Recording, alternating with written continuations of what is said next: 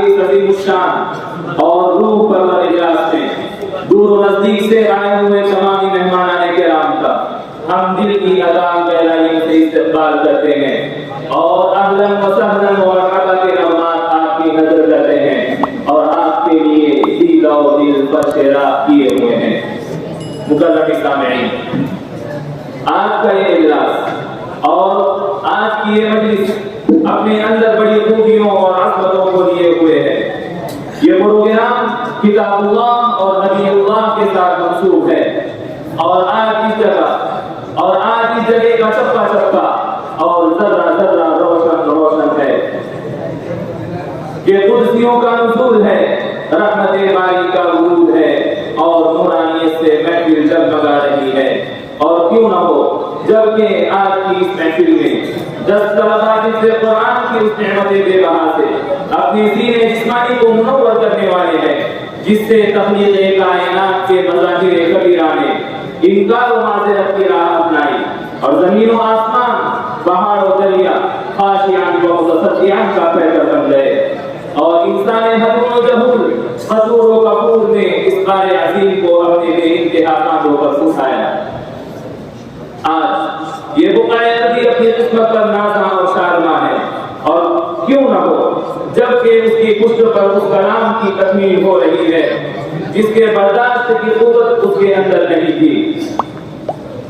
ذرہ ذرہ اور لمحہ لمحہ روشن روشن ہے اور آج یہ خوش نصیبان امت ان نصیباوروں میں شامل ہو رہے ہیں، ان نصیباوروں میں شامل ہونے کی سعادت ابدی حاصل کر رہے ہیں جس کے سامنے سورج کی تابانیاں شرمندگی سے سر جھکا لیں اور چاند کی ذوفشانیاں اپنا منہ چھپا لیں۔ اور یہ سعادت عظمیٰ ہے، اور یہ وہ سعادت عظمیٰ ہے جس سے قلب و جگر، ارض و سما، بحر و در، دام و در سب روشن ہو جائیں۔ اسی روشنی اور روحانی ماحول کو اگر شعری جامہ پہنایا جائے تو یہ ہوگا کہ حرف تمجید سے روشن ہے میرا باغ جنون، حرف تمجید سے روشن ہے میرا باغ جنون، حرف تحلیل سے ادراک کا گھر روشن ہے خیابان تمنا میں بہاروں کا ہجوم، ہے خیابان تمنا میں بہاروں کا ہجوم، برگ تقسیم سے ہر شاخ شجر روشن ہے، ضبط تحریر ہے یا تہنیت شوق سفر، ضبط تحریر ہے یا تہنیت شوق سفر، لفظ کے نور سے ہر زیر زبر روشن ہے۔ سامعین بارکین، قرآن کیا ہے؟ قرآن ایک ایسا ازلی پیغام ہے جو ابدی بھی ہے۔ قرآن ایک ذات حیات ہے، خدا للناس کا نغمہ سرمدی اپنے اندر سموئے ہوئے ہے، جس کو چھوڑنے والا ساحل بحر حیات پر تشنا کانی کے علاوہ کچھ حاصل کر نہیں سکتا، اور جس سے کنارہ کشی اختیار کرنے والا دریائے ہدایت کے آب حیات کو ترسنے والا ہے، اور گمراہی کے دشت لامحدود کی خاردار وادیوں اور پرخطر گھاٹیوں اور تاریک گروں میں یتیمون فی الارض کی مثال کامل بننے والا ہے۔ یہ وہ قرآن ہے جس کی حقیقت کے ادراک میں صدیاں گزر گئی اور زمانہ عمر سفر ہے۔ گویا کہ مصرع اس پر بھی معصا دکھاتا ہے کہ کس کا خیال کون سی منزل نظر میں ہے، کس کا خیال کون سی منزل نظر میں ہے، صدیاں گزر گئی کہ زمانہ سفر میں ہے۔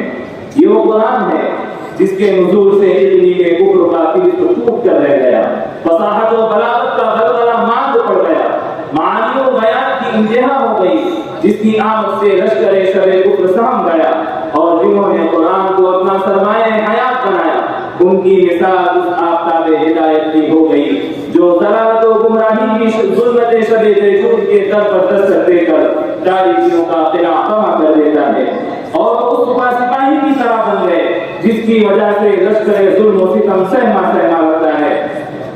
جنہوں نے قرآن کو اپنے سینے سے لگایا تو اپنے لہو سے گلکاری ان کی عادت ہو گئی، اور انہیں پوچھے قاتل پوچھے جانا محسوس ہونے لگا، اور جن لوگوں نے قرآن سے اپنی حیات مستعار کو سوارا ان کی مثال اس راہ گزر کی ہو گئی جو آہوئے لذت کے دست سے گزرتا ہے، اور اس کی روح پر راہ ہدایت کی آواز سے مزن ہو جاتی ہے۔ جیسا کہ شاعر کہتا ہے، گزرے ہیں جب سے آہوئے لذت کے دشت سے،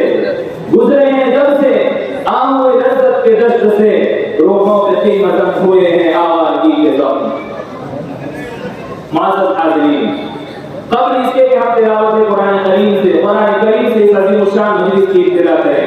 اس جلسے کی صدارت اور میر کارواں کا اعلان کرنا حد ضروری ہے. ہم اس کے لیے سرزمین محبت و شہر علم سے تشریف لائے ہوئے سمندر حب الہی کے شناور اور عارف باللہ حضرت مولانا فرید الدین صاحب قاسمی متصل العالی کا نامی اس میں گرامی پیش کرتے ہیں، اس امید پر کہ ہمارے رفقائے کار میں سے کوئی آئے اور تائید صدارت پیش فرمائے.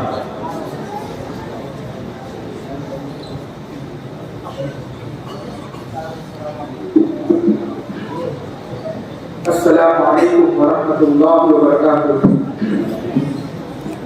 آج اس جلسے کی صدارت کے لیے جس مفکر کے اور متبر دماغ اور منصف مزاج شخصیت کا نامی اس میں گرامی پیش کیا گیا ہے، وہ چونکہ حسن خلق، حسن تدبیر، حسن تہذیب، حسن لیاقت، حسن ضیافت، حسن دانائی اور حسن بینائی جیسے بہت سارے مسائل حسنہ کے حامل ہوئے. چنانچہ میں اپنی جانب سے اور تمام تر اراکین وطن کی جانب سے اس کی پرزور دلی تائید کرتا ہوں اس شعر کے ساتھ کہ سرور و شاد جوانی موجزن ہے آج ہر دل میں، سرور و شاد جوانی موجزن ہے آج ہر دل میں، کہ میرے کارواں بن کر کے آئے آپ محفل میں.